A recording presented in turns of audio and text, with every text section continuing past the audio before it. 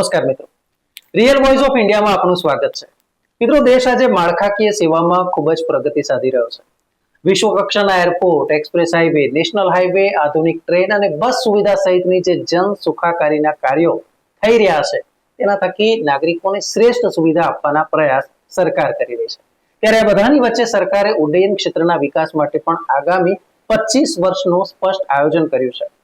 વર્ષ 2047 એટલે કે દેશની આઝાદીના 100 વર્ષ પૂર્ણ થશે ત્યારે ભારત તેના એરપોર્ટની સંખ્યા લગભગ બમણી કરશે. એટલે કે હાલ જે સંખ્યા 138 છે તે વધીને 300 થઈ જશે. એક સમય હતો કે જ્યારે વિમાનમાં બેસવાની કલ્પના માત્ર અમીરો જ કરી શકતા. દેશમાં વિમાનનો ઉપયોગ માત્ર ધનિક લોકો જ કરતા. રાજકારણીઓ કે પછી ખાનગી કંપનીઓમાં ઉચ્ચ હોદ્દો ધરાવતા લોકો જ તેનો ઉપયોગ કરતા. આ ઉપરાંત વિવિધ ક્ષેત્રના કેટલાક સેલિબ્રિટીઓ મુસાફરી માટે વિમાનનો ઉપયોગ કરતા. આટલા મોટા દેશમાં દિલ્હી, મુંબઈ, કોલકાતા, ચેન્નઈ, હૈદરાબાદ કે પછી અમદાવાદ જેવા કેટલાક ગણ્ય ગાંઠિયા એરપોર્ટ જ કહી શકાય કે જે લોકોના હૈયે કે હોઠે હતા, કે જ્યાં મુસાફરોની અવરજવર આપણને જોવા મળતી. નાના ડોમેસ્ટિક સેવા પૂરી પાડતા જે એરપોર્ટ છે તેની વાત કરીએ તો ત્યાં તો ગણીને દિવસમાં 1 કે 2 ફ્લાઇટ ઉડતી. પરંતુ હવે વિમાનોની પહોંચ અમીરોથી લઈને આમ આદમી સુધી આગળ વધી છે. મધ્યમ વર્ગનો માનવી હવે વર્ષે એકાદ વાર પર્યટન હેતુ સપરિવાર અમીરોના કહેવાતા વાહનમાં હવે તે ઉડી રહ્યો છે. લોકોની આવક વધી છે. લોકો વિમાન માધ્યમથી એકબીજા શહેરોમાં જવાનું પસંદ કરે છે.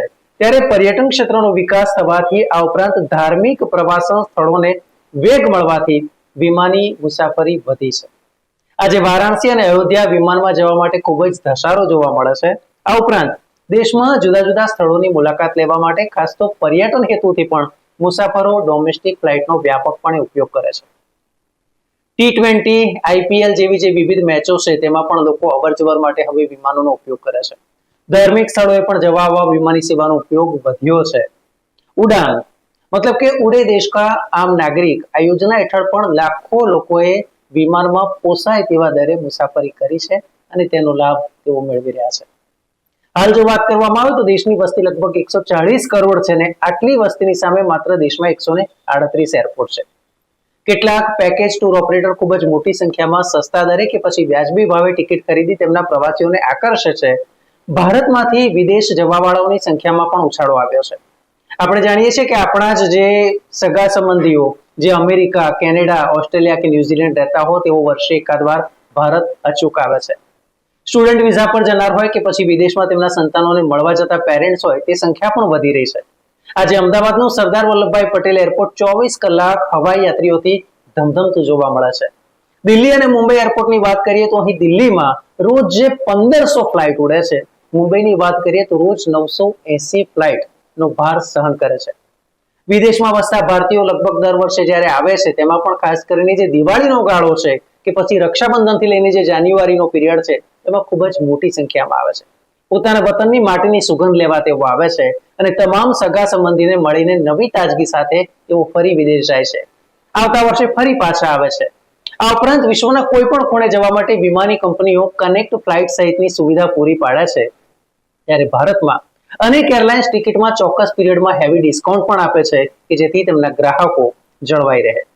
વિમાનોને ટેક ઓફ અને લેન્ડિંગ કરવા માટે એરપોર્ટ કે પછી હવાઈ પટ્ટી જેને આપણે એર સ્ટ્રીપ કહેતા હોય છે તેની જરૂર પડે છે. અને આ બધી જ બાબતોને ધ્યાનમાં રાખીને કેન્દ્ર સરકારે એરપોર્ટની સંખ્યા વધારવાનો મહત્વપૂર્ણ નિર્ણય કર્યો છે. જે અનુસાર વર્ષ 2047માં ભારતમાં એરપોર્ટની સંખ્યા 300 જેટલી થઈ જશે.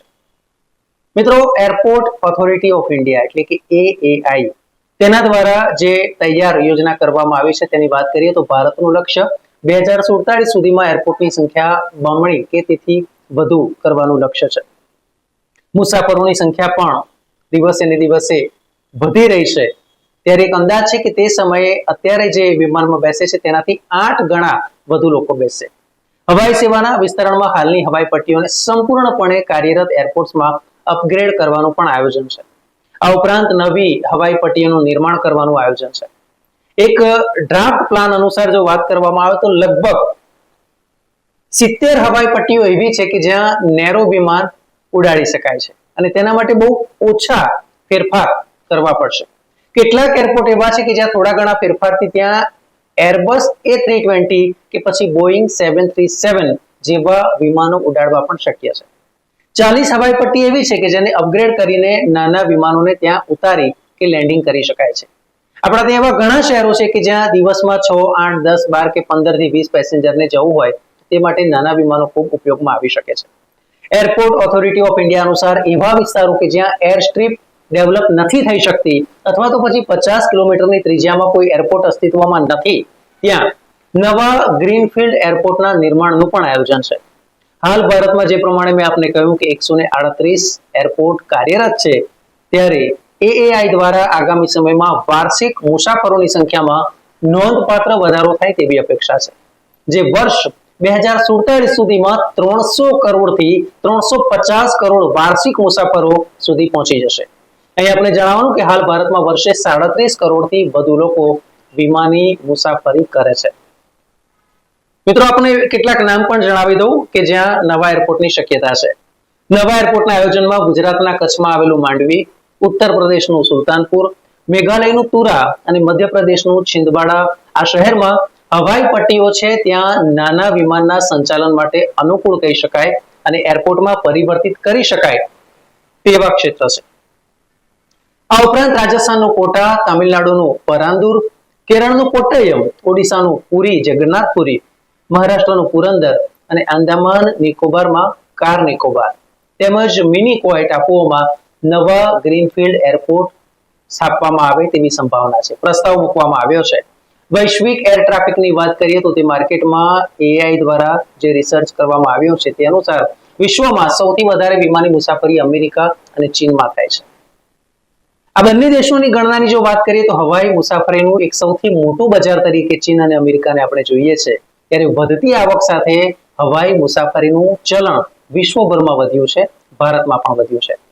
સરેરાશ ટ્રીપની જો વાત કરવામાં આવે તો વર્ષ 2019માં ચીને વાર્ષિક સરેરાશ વ્યક્તિ દીઠ 0.47 ટ્રીપ્સ કરી હતી, એટલે કે પ્રત્યેક વ્યક્તિએ અડધી ટ્રીપ કરી છે. તેવી જ રીતે ચીનની માથાદીઠ આવક $10,000 હતી. વાત કરીએ અમેરિકાની તો વાર્ષિક વ્યક્તિની આવકની વાત કરીએ તો $20,000 અને સરેરાશ ટ્રીપ 1.2 હતી. ભારતની વાત કરીએ તો 2047માં નાગરિકોની વાર્ષિક આવક માથાદીઠ $18,000 થી $20,000 થવાનો અંદાજ છે, અને ત્યારે ભારત દર વર્ષે વ્યક્તિ દીઠ સરેરાશ એક મુસાફરી કરે તેવો અંદાજ છે. ત્યારે દેશમાં વાર્ષિક 300 કરોડથી વધુ મુસાફરોને સમાવી લેવામાં આવશે. આમ આગામી 25 વર્ષોમાં ભારત ઉડ્ડયન ક્ષેત્રે પણ અમેરિકા કે પછી ચીનને હંફાવવા માટે સક્ષમ થશે અને દેશના કરોડો લોકો હજારો માઇલની મુસાફરીને ગણતરીના કલાકોમાં પાર કરી શકશે. ન્યૂઝ, વ્યૂઝ અને એનાલિસિસ માટે આપ જુઓ રીબોય, રિયલ વોઇસ ઓફ ઇન્ડિયા. નમસ્કાર.